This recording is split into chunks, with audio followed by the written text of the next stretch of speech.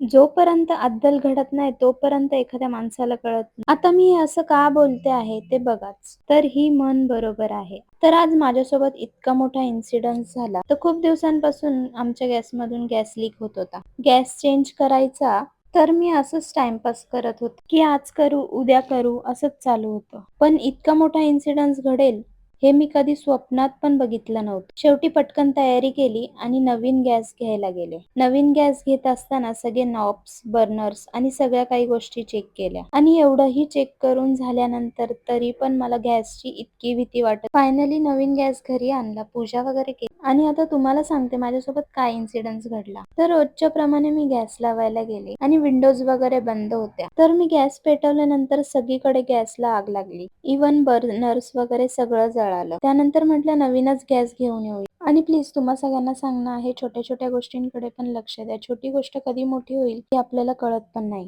तर आजसाठी एवढं, भेटूया नेक्स्ट ब्लॉग मध्ये. Bye bye.